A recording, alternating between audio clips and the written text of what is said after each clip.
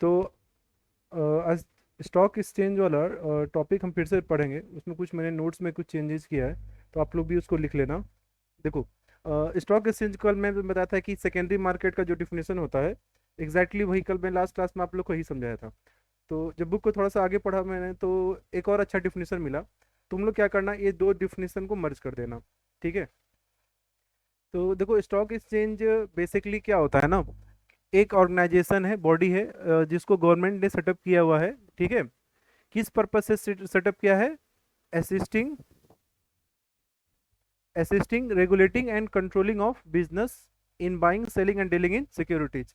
तो मैंने तुम्हें बताया था कि स्टॉक एक्सचेंज बेसिकली एक प्लेस होता है जहां पे हम कोई भी फाइनेंशियल सिक्योरिटीज को क्या कर सकते हैं, सेल परचेज कर सकते हैं। यही समझाया था। और देखो, डिफिनेशन भी ऐसा है, सेम ही है। तो बस एक एक लाइन तुम लोग को ऐड अपने से ये कर देना है, उसको तुम्हें एक ऑर्गेनाइजेशन और एक बॉडी के रूप में बनाना है कि एक वो संस्था है। और स्टॉक एक्सचेंज क्या है? एक संस्था है, या एक प्लेस भी बोल सकते हो। ठीक है। जहाँ पे सिक्योरिटीज का जो खरीद बिक्री हो रहा है, लोग उसको कर सकें। लेकिन साथ में क्या होता है कि कई बार लोग अपने सिक्योरिटीज को गलत तरीके से भी दिखाते हैं। ठीक है। वो लोग लोगों को जैसे मैनिपुलेट भी करने की कोशिश करते हैं। जैसे आप लोग को एक एग्जांपल देता हूँ, आप लोग आज जैसे घर जाके इसको पढ़ना, इससे तुम्हारा कंसेप्ट अच्छा होगा। सत्यम कंपनी, ठीक है। जैसे इंडिया में आपको पता होगा, विप्रो है, इन्फोसिस है, ये आईटी सेक्टर की कंपनियां हैं। 99% जो 90% जो बीटेक वाले होते हैं वो इन्हीं इन्हीं कंपनियों में जॉब करते हैं। एसेंचर हो गया, विप्रो हो गया, इन्फोसिस हो गया, ये सब कंपनी है। तो इसी तरीके से एक कंपनी थी इंडिया में बहुत समय पहले, उसका नाम क्या था? इन्फोसिस। ठीक। नहीं, इन्फोसिस, सत्यम। उस सत्यम कंपनी का जो डायरेक्टर था, उसका नाम था रामालिंगम राजू। ठीक है। तो उसने क्या किया, मार्केट में अपने शेयर को क्या किया, मैनिपुलेट करके दिखाना शुरू कर दिया। ठीक है। बैलेंस शीट जो भी, जितने भी उसके बुक्स ऑफ अकाउंट थे, सबकी फिगर को वो क्या करने लगा, मैनिपुलेट करने लगा। ठीक है। मैनिपुलेट करके ये दिखा रहा है कि मेरे कंपनी के शेयर्स बहुत बढ़िया हैं, मेरे यहाँ डेप्ट बहुत कम है, इक्विटी ज़्यादा है। ठीक है। आप मेरे कंपनी में पैसा लगाएगा, आपको डिविडेंड बहुत ज़्यादा मिलेगा। हमारे यहाँ खाली एसेट्स और एसेट्स हैं, और हमारी लाइबिलिटी भी क्या है, इंटरनल लाइबिलिटी है। मतलब हमारा इक्विटी ज़्यादा है, डेप्ट कम है। और जबकि ऐसा था नहीं, एक्चुअल में उस चीज़ें उसकी उल्टी में थी। अब ये काम करने के लिए उसे उसे मतलब उसके साथ तीन चार चार्टर्ड अकाउंटेंट भी मिले हुए थे। ठीक है। क्योंकि आपको पता होगा, एक बैलेंस शीट पे, एक फाइनेंशियल स्टेटमेंट पे अगर सीए का सिग्नेचर रहता है, इसका मतलब वो उसमें किसी भी तरीके का मिस्टेक, फ्रॉड नहीं है, वो पूरी तरीके से किसी भी दोष से क्या है, मुक्त है। ठीक है। तो फिर क्या किया गया कि उसने स्टॉक एक्सचेंज में ऐसे ही लोगों से पैसा लिया, काफी पैसा लोगों ने उसमें लगाया। बाद में ये बात पता चला कि कंपनी तो फ्रॉड कर रही है, कंपनी तो डूबने वाली है, कंपनी के शेयर्स बहुत बुरी कंडीशन में हैं। ये जानबूझ के पैसा लेने के लिए, डेब्ट्स को पे ऑफ करने के लिए इस तरीके से खेल कर रहा था। ठीक है। तो ऐसा कोई दोबारा नहीं कर सके। ठीक है। जिसमें आम लोगों का पैसा डूब जाए, गवर्नमेंट ने बनाया है एक स्टॉक एक्सचेंज, एक बॉडी बनाया। ठीक है। आप यहाँ पे जाके सेल परचेज करो। लेकिन स्टॉक एक्सचेंज के नियम, यहाँ पे जो रेगुलेशंस हैं, यहाँ पे जो जो भी यहाँ पे कानून एक्ट के थ्रू बनेगा, आपको उसी के थ्रू काम करना पड़ेगा। और स्टॉक एक्सचेंज ये देखता है कि आप इस हिसाब से, रूल्स रेगुलेशन के हिसाब से कंप्लाई कर रहे हो कि नहीं कर रहे हो। तो ये था एक्चुअल में प्रॉपर डिफिनेशन। हमको ये काफी सेटिस्फैक्टरी लगा एक टीचर के पॉइंट ऑफ व्यू से। ठीक है। आप इतना, जैसे ये जो पैराग्राफ देख रहे हो ना तुम, इसे तुम कोट करना। अगर तुम्हें और लंबा लिखना चाहो तो सेकेंडरी मार्केट का जो डिफिनेशन है, उसको भी इसके साथ ऐड कर देना, तो काफी अच्छा डिफिनेशन हो जाएगा। चलिए, अब अगला टॉपिक जो हम लोग को पढ़ना है, वो है फंक्शंस ऑफ स्टॉक एक्सचेंज। तो देखो, स्टॉक एक्सचेंज का फंक्शन क्या होता है। सबसे पहले क्या है, इकोनॉमिक बैरोमीटर। बैरोमीटर कौन सा डिवाइस है, कौन बताएगा आप लोग में से? अंकिता, अंशु, करण, पूजा, शिष्या। बैरोमीटर कौन सा डिवाइस है? बैरोमीटर डिवाइस का काम क्या होता है?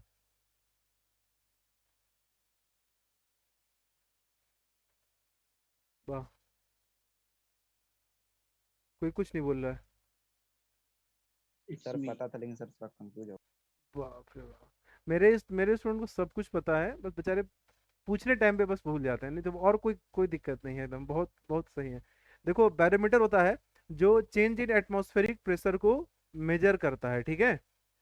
मतलब कि एक तुम्हारे एटमॉस्फेयर में चेंज क्या हो रहा है, परिवर्तन। जैसे लैक्टोमीटर होता है, लैक्टोमीटर देखता है कि मिल्क में प्योरिटी है कि नहीं है। तो मतलब बैरोमीटर का मतलब क्या होता है, किसी भी तरीके का परिवर्तन हो रहा है उसको देखता है, ठीक है। जैसे मान के चलो, अगर एकाएक कल को क्या होता है कि इंडिया का स्टॉक एक्सचेंज क्या होता है, धीरे धीरे जितने भी कंपनियों के शेयर एकाएक काफी बढ़ने शुरू हो गए। स्टॉक एक्सचेंज का में जो शेयर सिक्योरिटीज काफी हाई होना शुरू हो गया, लोग काफी खरीद रहे हैं। इसका मतलब इकोनॉमी अच्छी कंडीशन में जा रही है, ठीक है। और उसी तरीके से अगर एकाएक स्टॉक एक्सचेंज नहीं होता कि मार्केट क्रैश हो गया, धड़ाम हो गया, बहुत नीचे आ गया, सारी कंपनियों के शेयर एकदम लोअर प्राइस पे आके बंद हुए, तो क्या हो गया, इकोनॉमी खराब हो रही है। जैसे आपको पता होगा, अगर मतलब अभी जैसे इंडिया में गवर्नमेंट ने जब मेक इन इंडिया स्कीम किया, मेक इन इंडिया का स्कीम को लागू किया, तो इसमें गवर्नमेंट ने बोला कि हम आपको सपोर्ट करेंगे, हम आपको लोन फैसिलिटी देंगे, हम आपको सारी सुविधाएं प्रेजेंट करेंगे। अच्छा एक बात बताओ, ये जो फॉन्ट है ये आप लोग देख मतलब सही से समझ में आ रहा है कि नहीं आ रहा है ये फॉन्ट? या ये फॉन्ट थोड़ा सा लग रहा है कि नहीं, थोड़ा सा बहुत ज्यादा ही टेढ़ा मेढ़ा हौच पौच हो गया है, या सही लग रहा है ये फॉन्ट? नो सर, क्लियर है सर, अच्छा सी समझ में आ रहा है। चलो ठीक है, तब यही फ़ॉन्ट यूज़ करूंगा। तो यही चीज़ हुआ कि जैसे मेक इन इंडिया हुआ, तो इंडिया में फॉरेनर्स बड़ी बड़ी कंपनियों ने देखा, यार इतने अच्छा ऑफर दिए दे रहे हैं इकोनॉमी, कि हम लोग आपको सपोर्ट करेंगे, लोन देंगे, गवर्नमेंट से आपको कोई दिक्कत नहीं होगा, आप 5 साल तक टैक्स मत देना, उसके बाद टैक्स देना। तो एकाएक क्या हुआ कि बाहर से बहुत सारी कंपनियों ने इन्वेस्ट करना इंडिया में शुरू किया। तो इंडिया में स्टॉक एक्सचेंज में जो कंपनियों के शेयर प्राइसेस थे, धीरे धीरे क्या होने, काफी ज्यादा होने लगे। इससे मतलब इकोनॉमी अच्छी कंडीशन में जा रहा है, ठीक है। देखो यहाँ पे एक कंडीशन लिखा हुआ, बूम और रिसेशन। तो बूम का मतलब होता है कि जब कोई इकोनॉमी बहुत ज्यादा ही प्रगति करना शुरू कर देता है, ठीक है, बहुत ज्यादा एकाएक फ्लक्चुएशन होना शुरू होता है, और एकाएक सीधा एकदम ग्राफ जैसे पहाड़ी की चोटी की तरह पहाड़ होता है ना, सीधा ऊपर एकदम पॉइंटेड हो जाता है, तो उस सिचुएशन को बूम कहते हैं। और रिसेशन होता है मंदी, जब इकोनॉमी पूरी तरीके से नीचे गिरनी शुरू हो जाए। तो कोरोना की वजह से रिसेशन आ गया, ठीक है। और जब इंडिया में जब मोदी जी ने मेक इन इंडिया स्कीम को लगाया, तो इकोनॉमी बूम कर गया तुम्हारा। तो ये कंडीशन कौन बताता है? तुम्हारा स्टॉक एक्सचेंज। स्टॉक एक्सचेंज में अगर शेयर का प्राइसेस बढ़ेगा, इसका मतलब तुम्हारी इकोनॉमी क्या हो रही है, काफी अच्छा काम कर रही है। और अगर सेम चीज अगर फॉल करेगी, इसका मतलब इकोनॉमी उतना अच्छा काम नहीं कर पा रही है, ठीक है। दूसरा है प्राइसिंग ऑफ सिक्योरिटीज। चूंकि स्टॉक एक्सचेंज का दूसरा नाम क्या है? Secondary market. और मार्केट क्या होता है? मार्केट में चीजों की प्राइसेस डिटरमाइन होती हैं। प्राइसेस डिटरमाइन कैसे होती हैं? सप्लाई और डिमांड फैक्टर के हिसाब से। तो स्टॉक एक्सचेंज में सप्लाई और डिमांड फैक्टर काम करता है, ठीक है। अगर कोई कंपनी के शेयर्स का डिमांड काफी ज्यादा है, सप्लाई कम है, तो उस कंपनी की प्राइस क्या हो जाएगी? हाई होगी। अगर वाइस वर्सा सिचुएशन हो जाएगा, तो प्राइस क्या हो जाएगा? लो हो जाएगा। तो स्टॉक एक्सचेंज में सिक्योरिटीज, जितने भी अलग अलग कंपनियों के सिक्योरिटीज हैं, उनके प्राइसेस क्या रहेंगे, कितने रहेंगे, किसकी शेयर की वैल्यू काफी हाई रहेगी, किसकी कम रहेगी। जैसे एमआरएफ टायर के कंपनी का एक शेयर 60-70 हजार में मिलता है, उतना रिलायंस कंपनी के एक शेयर का दाम नहीं है। तो इसका मतलब क्या होगा कि इसकी कंपनी की वैल्यूएशन काफी हाई है। और वैल्यूएशन हाई क्यों है? क्योंकि उसकी डिमांड काफी ज्यादा है, उसमें ज्यादा लोग खरीदना चाहते हैं, इसलिए उसकी वैल्यूएशन क्या हो जाएगा? हाई। तो ये चीज कहाँ से पता चलता है तुमको? स्टॉक एक्सचेंज से, ठीक है। अब आता है हमारा सेफ्टी ऑफ ट्रांजेक्शन्स। तो देखो, स्टॉक एक्सचेंज में क्या होता है ना, स्टॉक एक्सचेंज में क्या होता है, मैंने तुम्हें बताया कि स्टॉक एक्सचेंज में जैसे वो सत्यम वाला केस बताया, तो वहां तो लोगों का पैसा डूब गया। तो स्टॉक एक्सचेंज को और ज्यादा क्या बनाया गया? सेफ, सिक्योर बनाया गया। कि कल को कोई भी आदमी अगर यहाँ पे देखो, आम आदमी जब कॉमन पीपल जब आते हैं, इन्वॉल्व होते हैं, तब गवर्नमेंट भी इन्वॉल्व हो जाती है, ठीक है। गवर्नमेंट का काम क्या है? आम आदमी या कॉमन पीपल के राइट्स को प्रोटेक्ट करना, ठीक है। तो गवर्नमेंट भी इन्वॉल्व हो गई। जब गवर्नमेंट भी इन्वॉल्व हो गई, तो गवर्नमेंट ने क्या बना दिया? रूल्स एंड रेगुलेशन बना दिए। अब स्टॉक एक्सचेंज में तुमको उस रूल्स एंड रेगुलेशन के हिसाब से काम करना पड़ेगा। तो जब तुम रूल्स रेगुलेशन बना दिए गए, तो इसका मतलब क्या है? फ्रॉड या लोगों को ठगने का काम क्या हो जाएगा? नहीं हो पाएगा। तो जो ट्रांजेक्शन कर रहे हैं, जो खरीद बिक्री कर रहे हैं, जो लेन देन हो रहा है, वो काफी सेफ और सिक्योर हो जाएंगे। जैसे मैं आप लोगों को बताया था, कंपनियां, ओनली लिस्टेड कंपनी, ठीक है, can sell the shares in secondary market. तो ये बताओ अंशु, लिस्टेड कंपनी क्या था? मैंने समझाया था लास्ट क्लास में, परसों के क्लास में, लिस्टेड कंपनी और अनलिस्टेड कंपनी। बताइए।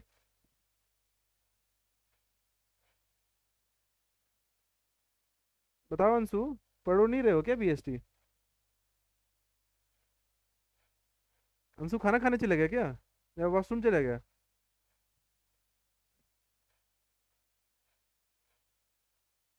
नहीं पता। कोई बच्चा आंसर दे सकता है, लिस्टेड और अनलिस्टेड कंपनी क्या थी? तो यही जब सिद्धांत रहता तभी तो आंसर मिल ही जाता। देखो, लिस्टेड और अनलिस्टेड क्या होता है, फिर से समझा रहा हूँ, कान खोल के समझो।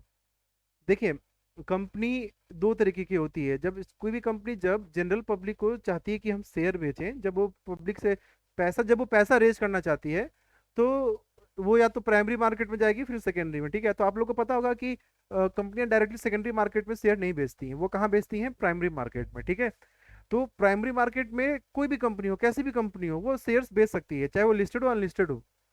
लेकिन सेकेंडरी मार्केट में सिर्फ और सिर्फ लिस्टेड कंपनी ही शेयर बेच सकती है। ठीक है, तो अभी पूछोगे सर लिस्टेड क्या हो गया?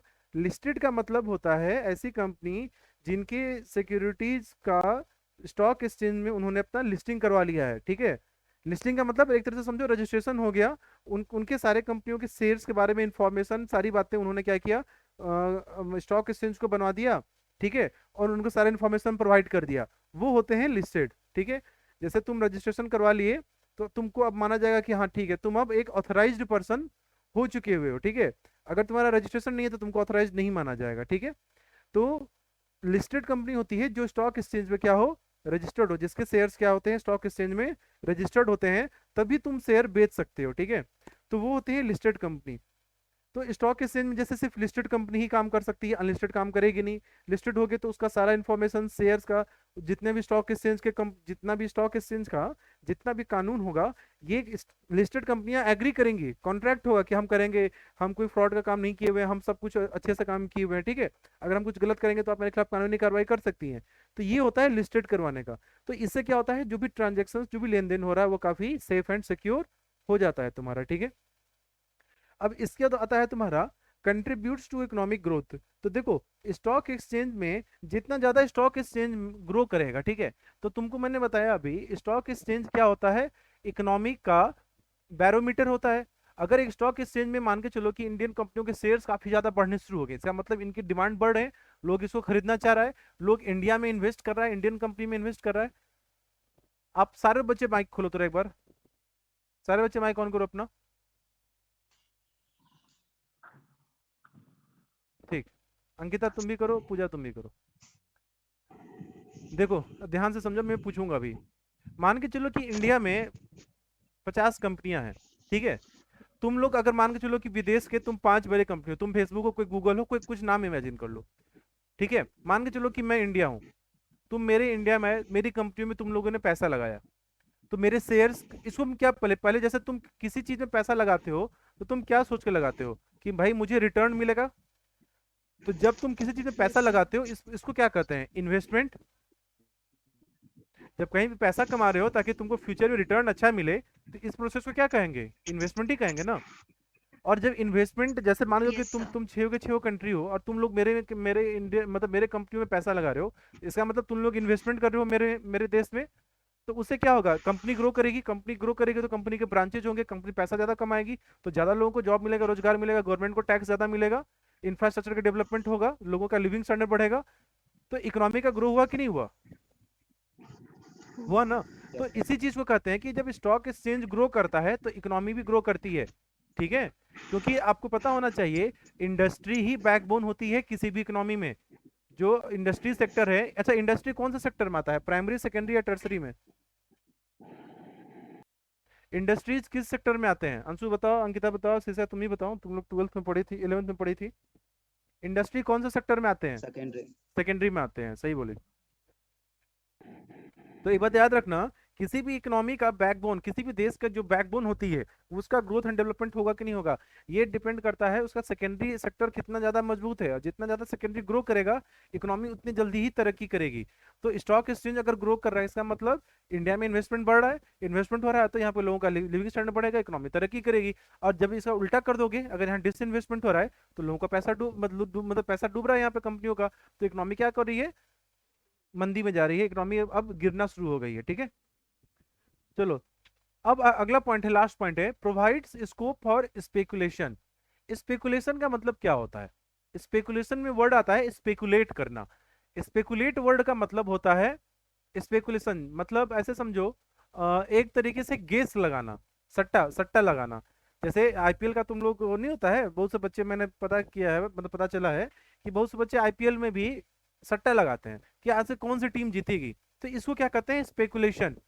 कि होनी या अनहोनी, मतलब इस तरीके की सिचुएशन के ऊपर में बेस होता है। तो कल को कौन सी कंपनी के शेयर के प्राइसेस बढ़ जाएंगे और कौन सी कंपनी को शेयर प्राइसेस जो है घट जाएंगे, ये कोई जान सकता है क्या? नहीं जान सकता है। नॉर्मली क्या होता है, स्पेकुलेशन का जो काम होता है इंडिया में उस पे बैन लगा हुआ है, ठीक है। इसीलिए आप देखोगे जो बार्स पब या गैम्बलिंग का काम होता है इंडिया में, क्या है वो इलीगल है। नहीं कहते कि सट्टा लगाते हुए पकड़े गए, इनको जेल कर दिया गया।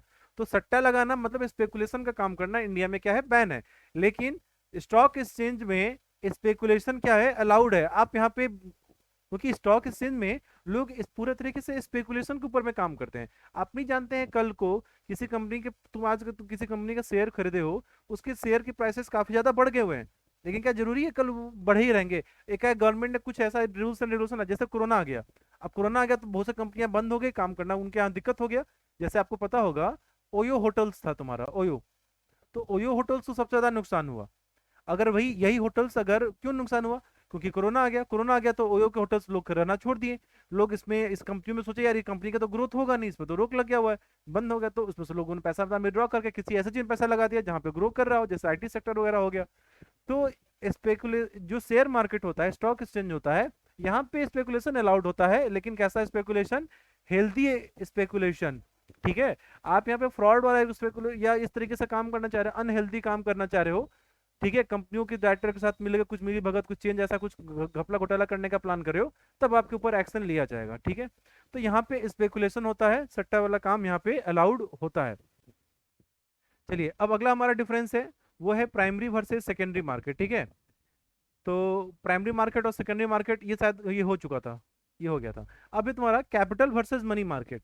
तो देखो, कैपिटल मार्केट और मनी मार्केट, मेरे ख्याल से आप लोग ये समझ चुके होंगे। मनी मार्केट क्या होता है, जहां पे एक साल से कम टाइम पीरियड के शेयर्स का क्या होता है, सिक्योरिटीज का लेन देन होता है। कैपिटल मार्केट में क्या होता है, मीडियम और लॉन्ग टर्म का डील होता है, ठीक है। दूसरा पॉइंट है इंस्ट्रूमेंट। कैपिटल मार्केट में किस क्या क्या चीजों को तुम खरीद बिक्री कर सकते हो, तो शेयर्स, डिबेंचर, इन सब का काम होता है। मनी मार्केट में क्या होता है, करण तुम माइक ऑन कर दो जरा अपना, हमको ये समझाओ, कॉल मनी क्या था? सर कॉल मनी वही है जो बैंक यूज करते हैं। यस, चलो अच्छा है।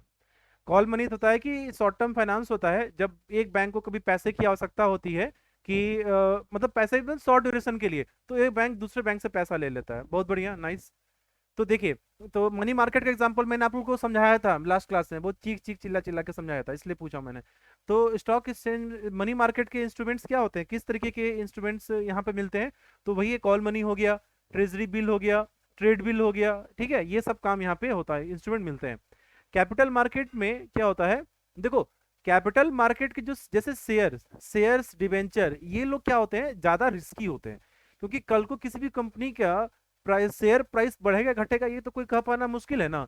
शेयर मार्केट में, कैपिटल मार्केट में तुम एक दिन में करोड़पति बन सकते हो, लेकिन एक दिन में तुम भिखारी भी बन सकते हो। क्यों? क्योंकि यहाँ पे जो रिटर्न मिलता है ना, उसका कोई सर्टेनिटी नहीं होता है। इसलिए ये मनी मार्केट के कंपैरिजन में काफी ज्यादा रिस्की होता है। मनी मार्केट क्या होता है, मनी मार्केट में बिल्कुल ना के बराबर रिस्क होती है, क्योंकि लोगों को पैसा जिनका रिटर्न होता है वो मिल जाता है। लेकिन अब डिफरेंस क्या है, कैपिटल मार्केट में रिटर्न क्या होता है, काफी ज्यादा होता है। लोग यही चीज में कि तुम कैपिटल मार्केट में पैसा लगाओगे करोड़पति बन जाओगे, लेकिन मनी मार्केट में पैसा लगा के तुम कभी करोड़पति नहीं बनने वाले हो, ठीक है। तो मनी मार्केट में क्या होता है, रिस्क कम होता है। फाइनेंस का एक एक बहुत इंपॉर्टेंट रूल समझो, जब हम लोग सी में थे, हम लोग को सर समझाते थे कि higher the risk, higher the return. अगर तुम रिस्क ज्यादा ले रहे हो तो रिटर्न भी क्या होगा, हायर होगा। और रिस्क कम ले रहे हो तो रिटर्न भी क्या होगा, क्या होगा, कम होगा, ठीक है। लेट्स से कि तुम्हारा किसी फ्रेंड के ऊपर, किसी लड़के के ऊपर तुम्हारा क्रश हुआ, लड़की एकदम, इमेजिन करो she is the most beautiful girl of the class. तुम सोच रहे हो कि यार उसको हम बोले कि नहीं बोले, ठीक है। एक हुआ कि तुम बोलो छोड़ हटाओ, ये सब मोह माया है, पढ़ाई लिखाई सब भंग हो जाएगा, हम नहीं जाएंगे। छोड़, कुछ बोल दी नाक कट जाएगा, पीट पाट देगा, पब्लिक मिलकर धुन देगा, तो हम नहीं जाएंगे। तुम रिटर्न नहीं, तुम रिस्क नहीं लिए, तो भाई तो रिटर्न तो गया है तुम्हारा। और इन द सेंस कल को कुछ हो जाए कि नहीं यार, हमको है, हम बोल के रहेंगे, अपनी भावनाओं को हम अपने जागृत करके मतलब बता के रहेंगे, नहीं तो हमको रिग्रेट और गिल्ट होगा, अरे आपने क्या बोल दिया। और भगवान की कृपा से उसने भी तुमको हाँ बोल दिया। तो देखो, यही यही होता है, एक है कैपिटल मार्केट, एक है मनी मार्केट, ठीक है। तो मतलब ये तो बहुत अच्छे से याद रहेगा तुम लोग को। चलिए, अब है आपका अगला एक्सपेक्टेड रिटर्न। तो मैंने अभी पीछे समझाया था, क्योंकि कैपिटल मार्केट में रिस्क ज्यादा होता है, इसलिए कैपिटल मार्केट में रिटर्न भी क्या होगा, काफी ज्यादा होगा। अब मनी मार्केट में रिटर्न क्या होता है, कम होता है। ठीक है, कैपिटल मार्केट का डिफिनेशन मैंने आपको बताया था। कैपिटल मार्केट डिफिनेशन में एक पॉइंट था कि कैपिटल मार्केट में कैपिटल फॉर्मेशन क्या होता है, तुरंत हो जाता है। पूंजी के लिए पैसा चाहिए, एक बार में बहुत ह्यूज अमाउंट चाहिए, एक बार में तुम्हें 5 करोड़ रुपए रेज करने हैं, तुम कहाँ जाओगे, प्राइमरी कैपिटल मार्केट में जाओगे। ठीक है, कैपिटल मार्केट में क्या होता है, लोग ह्यूज अमाउंट ऑफ के लिए जाता है।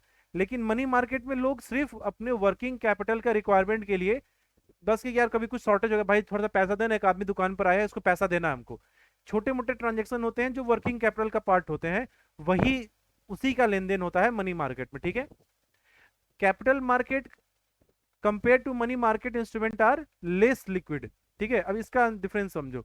Money market securities enjoy high degree of liquidity. देखो कैपिटल मार्केट में क्या होता है ना, कि इमीडिएट पैसा आपको तुरंत नहीं मिल पाएगा। ठीक है, जैसे मान के चलो कि आप कहीं कंपनी में गए पैसा लेने के लिए, कल को मार्केट डाउन हो गया, शेयर प्राइस फॉल कर गए, आप सोचे यार इसका तो कुछ पैसा का रिटर्न कुछ आ नहीं रहा है, मतलब पैसा मिलता है, लेकिन उसको तुम जो कैश में कन्वर्ट कर पाओगे तुरंत, वो संभव नहीं हो पाता तुम्हारा। लेकिन मनी मार्केट में तुम इमिडिएटली उस चीज को कैश में कन्वर्ट कर सकते हो। तुम कहे कि भाई दोनों पैसा हमको इतना रुपया अमाउंट के लिए चाहिए, हम तुरंत अभी वापस कर देंगे, पैसा लिया तुरंत वापस कर दिया। लेकिन कल को तुम कैपिटल मार्केट में शेयर वगैरह खरीद लिए, 50 रुपए का शेयर खरीदे, कल को 30 रुपए हो गया, तब तो 50 रुपए के तुमको 20 रुपए का तो नुकसान देखना पड़ गया। तो यहाँ लिक्विड होता है, लिक्विड मतलब होता है कि तुम उसको इमीडिएट कैश में कन्वर्ट करो या कैश के फॉर्म में रिटर्न करो। तो कैपिटल मार्केट में क्या होता है, ये लिक्विडिटी क्या होती है, कम होती है। लेकिन मनी मार्केट में लिक्विडिटी क्या होती है, ज्यादा होती है। लेकिन बस डिफरेंस एक ही है कि मनी मार्केट में लोग जनरली स्मॉल अमाउंट के लिए जाते हैं, स्मॉल अमाउंट के लिए करते हैं, वर्किंग कैपिटल रिक्वायरमेंट को फुलफिल करने के लिए। अब देखो एक और डिफरेंस है, कैपिटल मार्केट में जो रिपेमेंट होता है वो एक लंबे समय के बाद होता है। जैसे कैपिटल मार्केट तुम अगर लोन लेने गए, तो बैंक से बोले कि सिर्फ बैंक से पैसा ले लेंगे, तो बोले कि हमको 1 करोड़ 10 करोड़ रुपया चाहिए। अगर मान के चलो तुमको 10 करोड़ रुपया चाहिए, तो तुम कैपिटल मार्केट से पसंद लेना पसंद करोगे मनी मार्केट से?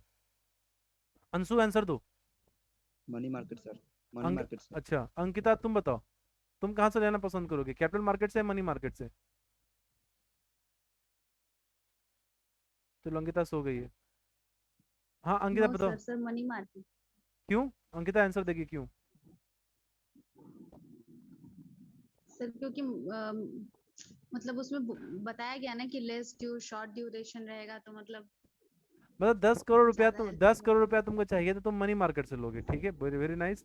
करण चौबे जी, चौबे जी आप बताइए, कहाँ से लेना पसंद करेंगे, कैपिटल मार्केट से कि मनी मार्केट से? इससे मनी मार्केट से लेंगे। तुम लोग को तो जूता, मनी मार्केट तुम से लोग को लेंगे। जूता पकड़ के पीटेंगे अभी बैठ के। एक बात बताओ, पहली बात है कि 10 करोड़ रुपया ये तुम्हारा वर्किंग कैपिटल है या तुमको एक कैपिटल है, लॉन्ग टर्म कैपिटल है? अगर तुम 10 करोड़, अगर मैं इतना ह्यूज, अच्छा ठीक, चलो ठीक है, तुम मनी मार्केट में ले लिए, तुम वो 1 साल में तुम 10 करोड़ रिटर्न कमा लोगे क्या, जो उसको रिपेमेंट कर दोगे? ये बात बताओ। सर तो जो तो 10 करोड़ लेगा वो में से एक आम आदमी नहीं होगा, वो कोई रिस्क, बड़ा आदमी होगा। अरे बड़ा आदमी हो छोटा आदमी हो, रिटर्न रिस्की है कि नहीं है? अगर कल को नहीं दे पाए, अगर तब तक तुम्हारी लायबिलिटी बहुत गई, हाई रिस्क तब है तक सर। बिक गए। तो इसीलिए कह रहा हूँ ना भाई, कि मनी मार्केट में स्मॉल अमाउंट वर्किंग कैपिटल के रिक्वायरमेंट के लिए ही पैसे होते हैं। अगर तुम्हारा रिटर्न, जैसे मान के चलो कि तुम अगर एसेट खरीद रहे हो, नया बिजनेस सेटअप कर रहे हो, तो नए बिजनेस से क्या पहले दिन से तुम प्रॉफिट कमाना शुरू कर दोगे? No sir. नहीं ना। तो फिर तुम कहाँ जाओगे पैसा लेने के लिए, कैपिटल मार्केट में जाओगे। क्योंकि कैपिटल मार्केट में तुमको समय ज्यादा मिलेगा ना। तुम बोलो कि हमको 10 करोड़ चाहिए, लेकिन हम आपको 10 साल बाद पैसा लौटाएंगे, हम 5 साल बाद पैसा लौटाएंगे, तब तुम कहाँ जाओ, लेकिन तब सर अगर तब तो तुम्हारे लिए सिक्योर क्या इमीडिएटली है? सर चाहिए। हाँ तो इमिडिएटली चाहिए, तब जाओ प्राइमरी मार्केट में इशू करो शेयर डिबेंचर अपना। सर कैपिटल मार्केट से तो अरे डिले होगा ना कैपिटल सर, समय मार्केट मनी लगेगा उतना मार्केट तो पैसे में। सेकेंडरी मार्केट का टाइप है ना। और कैपिटल मार्केट क्या होता है, रिस्क कम होता है इसमें। कंपनियां देखो, तुम रिस्क कितना लेना चाह रहे हो, ठीक है। मनी मार्केट में कोई पहले तुमको इतना लंबा ज्यादा पैसा देगा भी नहीं, कोई बेवकूफ भी नहीं बैठा है। या भाई तुम्हारा, तुम बोले अंशु गया कि सर हमको 10 करोड़ रुपया चाहिए, हम आपको पैसा 6 महीने में लौटा देंगे। हम कहेंगे, शकल देखेंगे, "हैं, ये 6 महीने पैसा ये तो ठगने का काम कर रहा है"। समझ रहे हो बात, वो तुमको देगा भी नहीं लोन। वो क्योंकि तुम बोल रहे हो कि हम दे देंगे, लेकिन उसको यकीन नहीं होगा। भाई तुम ये दे ही नहीं सकता, ये रिस्क है। मतलब तुमको तुम हमको प्रॉमिस कर रहे हो कि हम दे देंगे, लेकिन हमको तुम पे भरोसा नहीं है कि तुम इतने कम समय में इतना पैसा अर्जित कर पाओगे, तो हम तुमको लोन क्यों देंगे फिर?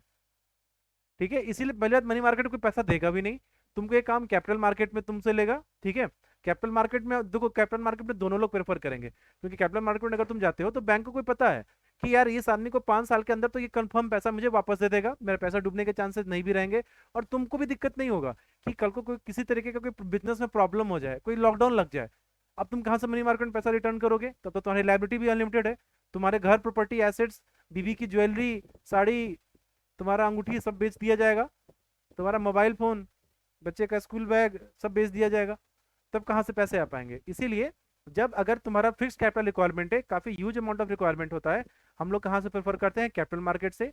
ठीक है, मनी मार्केट से प्रेफर नहीं करते हैं। ठीक है, तो ये है तुम्हारा कैपिटल मार्केट और मनी मार्केट का डिफरेंस।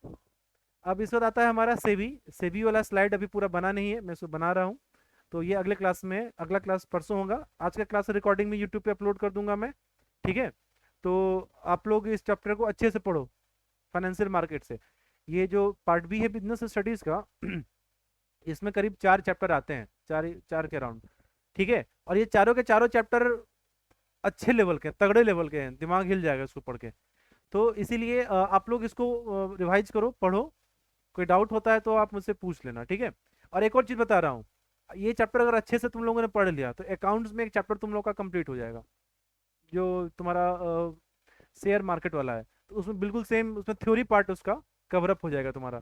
तो इसमें तुम्हारे अकाउंट से भी चैप्टर कंप्लीट करवा रहा हूँ मैं। ठीक है, तो अगर कुछ पूछना है तो पूछो, नहीं तो मीटिंग में एंड कर रहा हूँ, अब परसों मिलेंगे फिर। कुछ पूछना है आप में से किसी को?